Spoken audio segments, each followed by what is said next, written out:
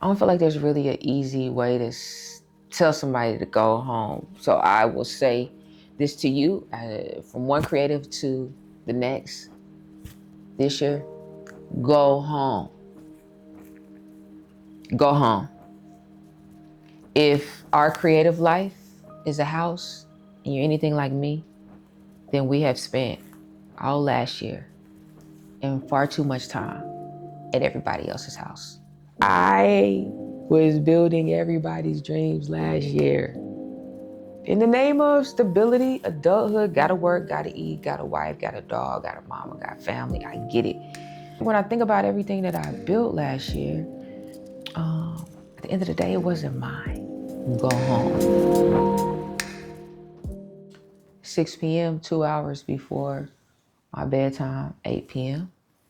Yes, I go to bed at 8 p.m. You know why? Because I want to be awake at 4 a.m.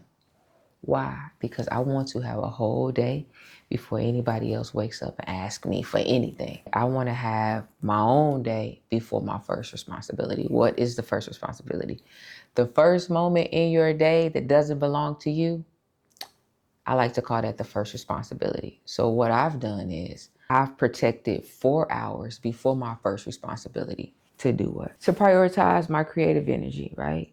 To make sure my first and best energy goes to me, the things that I want to make, moving my body.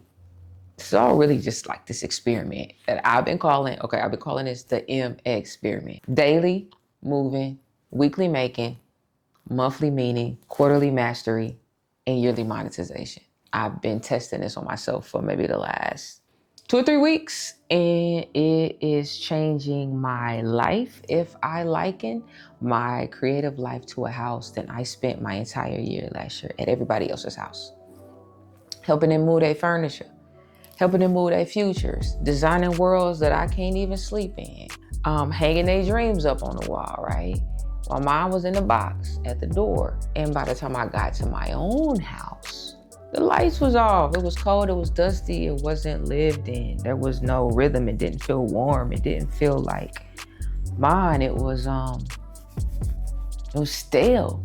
And it's not that the work that I was doing wasn't good work. I was doing good work for great artists and helping build companies and apps. But at the end of the day, when my wife asked me, Nat, what are you most proud of this year? And I had to start looking at Instagram, like, what did I post? Or just like the proof of work. Though it was successful, man, I did not have an honest answer ready. It was great work, but I didn't feel proud. I felt disappointed because a lot of the work that I spent the majority of my time on, I gave my best self to other people. I don't know if it mattered in the way that I hoped it did for my life personally. Things that I know I think about deep down inside at night, like at 6 o'clock at night, like what am I thinking about? What are the projects? What are the ideas? What are the burdens that are weighing me down that I can't shake? I did give myself to those. I gave myself to, some would call it stability, responsibility. Shit, I'll call it adulthood. We all got to pay bills. And in this economy, like nobody's taking income for granted, right? But that's when I really, at that moment when she asked me, that's when I really realized something that was kind of hard and simple. And that is, creatives, we don't struggle with lack of passion or desire, the things that matter the most to us. Creatives struggle because we don't have the creative architecture that we can return to every single day, a system that allows creativity and responsibility to coexist, a structure that we can come home to. So every year, we're not starting over, right? Instead of starting over, we are just returning to something that we've been building all along. And that's what this experiment really came out of. I can't keep committing myself to other people's visions and neglecting my own as if it is a trade-off. No, I should be able to work responsibly, monetize my creative endeavors, and prioritize my personal life. Like, I just start thinking about the things that are important, like daily movement. Like, do I have a system where I can move my body every single day? Why? Because my body is my greatest collaborator. Weekly making. I've made it so that now I can make one small thing a week that strengthens my relationship with curiosity and wonder without the pressure. And then monthly meaning, I started thinking about, man, how do I set up these monthly check-ins with myself where I can tell the truth and be honest? Did my life look meaningful, or did it really feel meaningful behind closed doors? Was I honoring who I am and my values? Was I protecting them? Quarterly mastery. There are skills that I have that deserve depth and repetition and community. And so I asked myself, man, what's keeping me from going deeper in my craft with peers and in a community of professionals? Can I set up time for quarterly mastery, committing to mastering a craft at least for 3 months? Mastery is all about longevity. And so I'm asking myself at the end of every quarter, am I deepening my craft with longevity in mind? And then yearly monetization.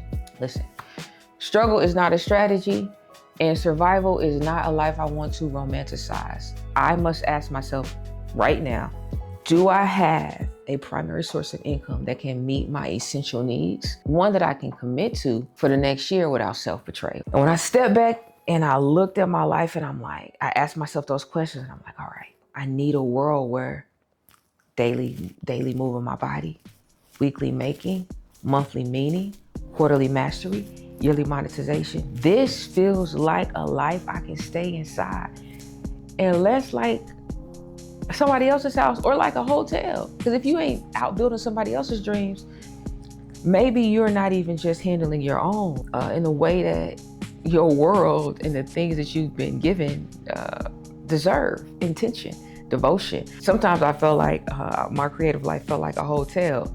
Like I'm checking in, using all the amenities, not unpacking, not getting settled into a rhythm, because I know I'm about to go home and enjoying the amenities, enjoying all the things around me, this environment, but also not realizing these are not your assets.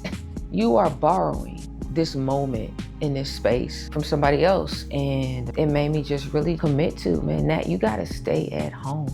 You have to really take time to build a creative life that's yours, that allows you to scale, allows you to stay in it long enough where you can see growth, enjoy the fruit of your own labor, right?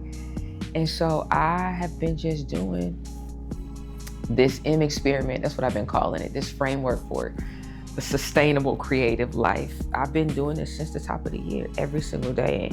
I'm a morning person, and so my day starts around 4:30. Ideally, I go to bed at 8, but those first 2 hours when I wake up are given to moving and making 3 to 5 days out of the week. I've carved out time for mastery.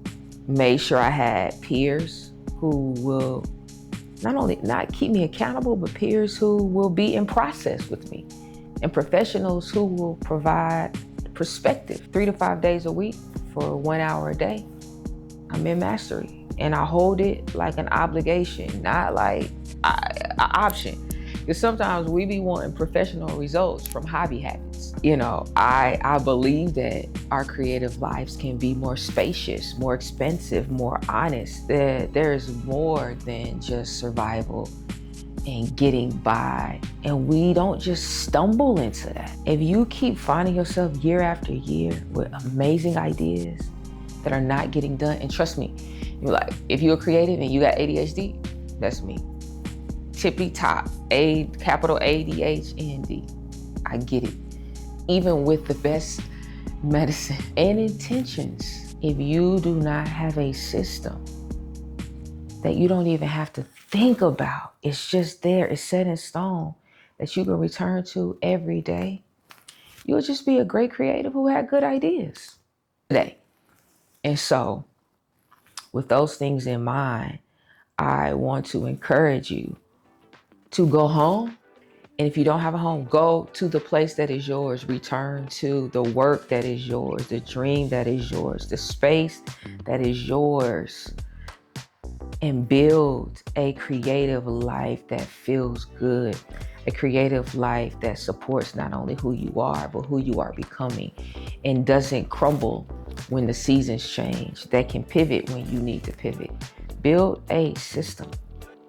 And if you don't have a system, borrow mine. It's the M experiment.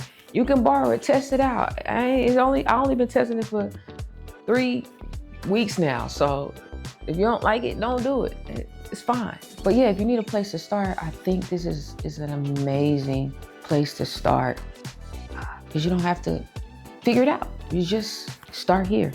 There's a model in the description that really breaks down every practice, the 5 essential practices. Again, moving, making, meaning, mastery, monetization. And you have everything you need. This is not about success or more productivity. This experiment was not about. This is about alignment and freedom. Having a good relationship with your creative life. One that feels good when you go to sleep. One that feels worthy when nobody is watching. And so, welcome to the M experiment. I don't even know if I introduced myself. My name is Natalie Lauren. I'm a human. I'm a creative. I'm a friend. And I would love if you would join me. I don't know, 30 days.